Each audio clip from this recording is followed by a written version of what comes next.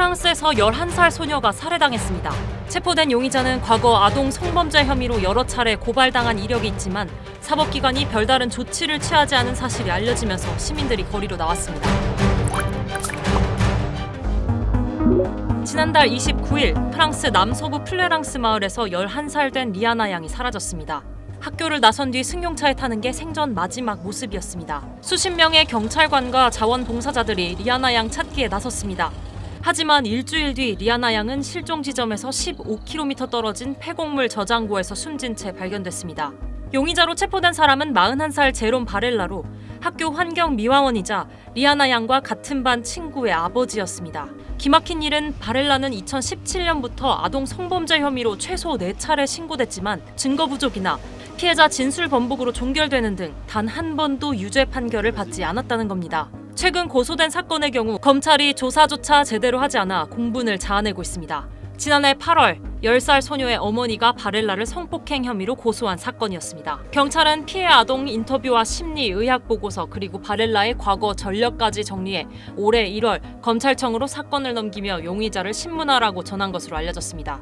그러나 검찰은 해당 파일을 몇 주 동안 열어보지 않았고 열어본 이후에도 담당 수사관을 배정하는 데 6주가 더 걸렸다고 합니다. 검찰이 제때 제대로 수사했다면, 그러니까 바렐라를 소환해서 진작 기소까지 이어졌다면 리아나 양이 살해되는 비극은 없었을지도 모를 일입니다.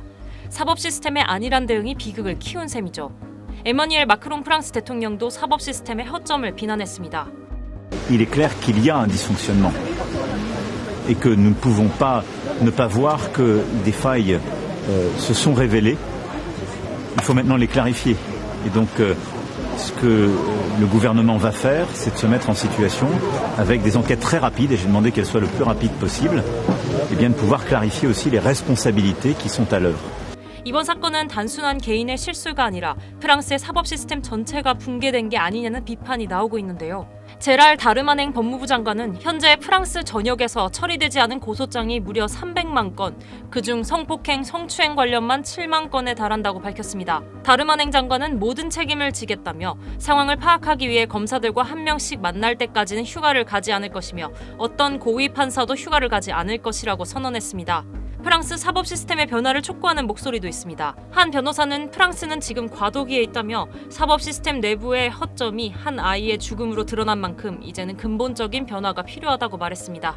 지난 7일 리아나 양이 살던 플레랑스 마을 거리는 하얀 옷을 입은 6천 명이 가득 메웠습니다. 이들은 우리 가족에게도 일어날 수 있었던 일이라며 사법 시스템에 대한 분노를 넘어 보다 근본적인 변화를 요구하며 침묵 시위를 이어가고 있습니다.